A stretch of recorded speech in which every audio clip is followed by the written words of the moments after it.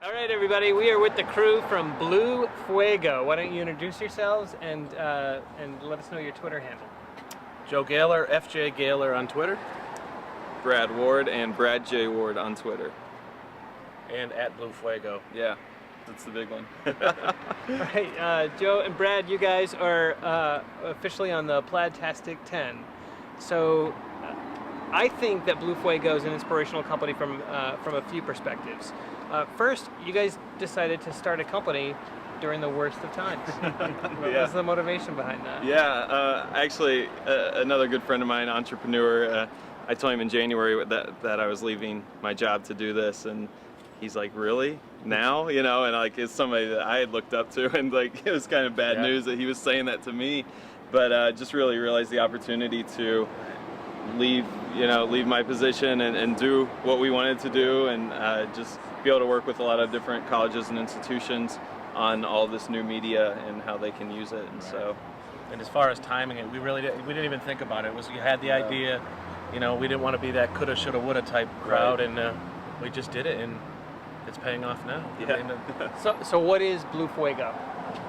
you got the we there? Yeah, we basically help colleges and universities with the web and how to use it to meet their marketing and recruitment goals. So we always talk about, we know that print's not dead, email's not dead, it still has a place, and so how to integrate all of this Twitter, Facebook, YouTube, etc. into their current strategy, as well as finding new ways to keep in touch with alumni and recruit students.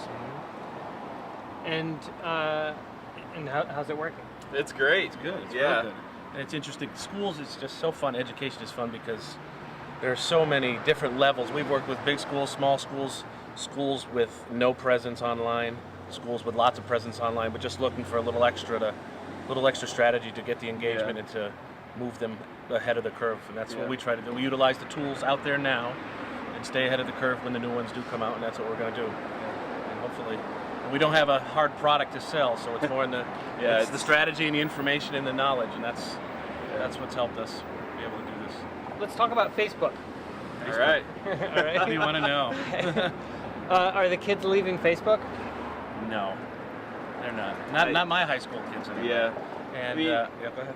You see that research come out, and 55 and up is exploding. Well, obviously because they haven't been there, and the 18 to 24 crowd and younger, they're already there. So obviously their growth is going to level off. But they're all there. we've expected it to come at some point. They now 250 million users or people who have signed up on Facebook, and so you have to hit a point of saturation eventually with that age group. But definitely not discounting MySpace. A couple schools we've worked with, MySpace has been bigger than Facebook for connecting with people. And we were just at a conference, and that was kind of the talk. Everybody like, well, is MySpace coming back? And maybe it's not for every institution, but definitely don't discount it. So if you're a marketer or a brand manager with an audience of teens and college students, what would you say is the most important tool? You're going to do one thing. What's it going to be? I don't know if I could pick just one. I mean, use them all.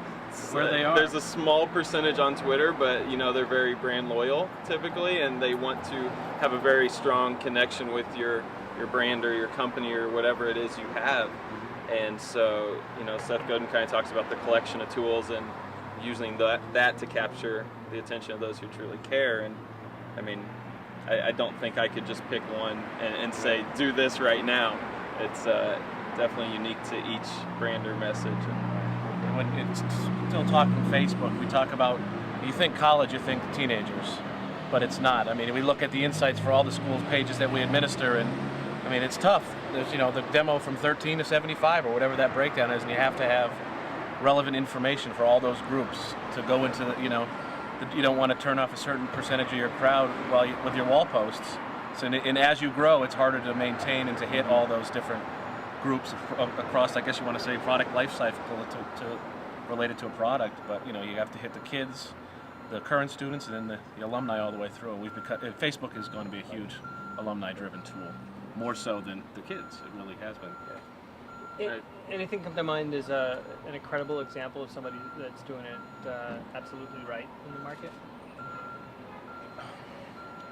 Not everybody's doing everything right, but there are certain certain people that are doing some. Talked good about things. Volkswagen recently. Right. You know, Vitamin Water. Any of those that are now saying Facebook.com/Vitamin Water on an ad or /VW, and Joe kind of had the thought. You can go ahead with it. Yeah, I mean, you see this, and people think TV's dead. Obviously, it's not. But when I saw these Volkswagen or these Vitamin Water commercials, they didn't even go to VW.com, VitaminWater.com. They went Facebook.com/their vanity, and it makes sense because when the Facebook made that switch in mid-April, when they made the switch more towards a live feed, when you update, it goes right to your stream, and we like to talk about it. You know what? Unless you're buying a Volkswagen tomorrow, you're not going to go to VW.com. But if they got good content to push out on their Facebook page, it's going to be, I don't know what the word is, subliminal marketing or whatever. It's going to bring you your brand right to front. And the same with Vitamin Water. They put out these great content with, you know, LeBron James and all the other athletes that, you know, I might like Vitamin Water, but why am I going to VitaminWater.com? But if I have it in my Facebook feed, they're top of mind. And with schools, that's what we're trying to do. We're right around the corner here from DePaul, and you know it's a big school. But with their Facebook presence, you want to, like I said, as an alum, say you're 20 years out of DePaul, you don't think about DePaul. You might get a phone call and they want you to get your hand out for money, but with Facebook and the technology and the feed aspect of it, you can bring them back. You know, they're sitting at their desk on a Thursday afternoon. You haven't, like I said, haven't thought of DePaul in months or even years. You throw out a human wall post, not an RSS feed or not some typical, you know, so-and-so's playing the cello tonight and so-and-so, but something maybe, you know, there's a bar, maybe not bar, but a restaurant or something that's unique to the DePaul community.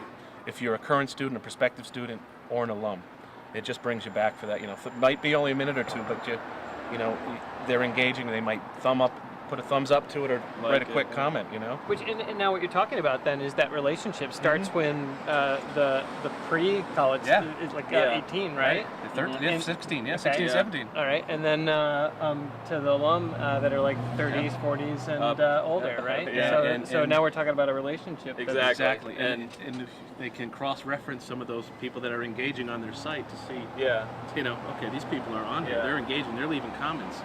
How about we hit them up for some money? You know, that's the whole. And then you got your ROI piece to it also. Yeah. We're not there yet, but that's part of the way. Is that a challenge on say Facebook to speak to both of those audiences? Yeah. All of those audiences. And that's the key. what Joe's talking about. You know, a page has 10,000 fans and 10% are under the age of 17, maybe another 30% are current students, and you've got the young alumni, the alumni. How do you send out a message that's relevant to all of them? You got to be human. You can't be a robot. That's what you have to be human and something that will connect. It's not. As they get bigger, it's harder to do. We're not going to lie to you, but something that can bring all those groups together. Just for that great quick, advice. Quick, and we see it with brands too. And we have the BlueFuego formula. I don't know if you've seen our research, but that's how we've been able to measure some engagement. And we've actually done some stuff with. I've taken some of the bigger brands and kind of dissected their pages real quick in the month and try to stack them up to what the schools are doing in there. It seems like schools are more engaging than some of the bigger brands. If people want to see that, people want to subscribe, find you, like, where do we go? BlueFuego.com blog is where /blog is where the blog is at, but we also Facebook.com/BlueFuego. You know, there you go. We'll stay connected with you through that because you're probably not coming to our site every day. So Facebook.com, become a fan. We're not going to spam you, but we'll push out some relative content. And what do you have coming up that everybody should know about or that you're really proud of? We continued Facebook and now with Twitter research. Yeah, and we're got a lot of research into YouTube coming now, out, and just I guess on the client side, we're really digging into some Facebook Connect stuff. Right. Some and mobile. You know, mobile. Abilene Christian University, every incoming student gets an iPhone 3GS. And so the potential there of you know, hundreds, thousands of, you know, YouTube I guess videos, about content. 900 incoming students, and they're all carrying one in their pocket. And you know, really start even looking forward towards QR codes, and you know, what might that look like if you walked up to the cereal and took a quick picture and had the nutritional facts right there, or anything. And now with the quick upload with the 3G video, I mean, some kind of quick, you know, keep it under 30 seconds, 20 seconds, you know. But the key is, once again, make it so these kids will do it. You got to have a reason for them to do it, not just to say we're going to give you a $20 gift card. I mean, it's not it. So we have to, and that's what our challenge is in our buy-in of our clients, to hopefully they're buying in, make it work. Awesome. Thank you so much. Thank you. No problem. Thank you. Welcome to the Fantastic 10. Thanks a lot.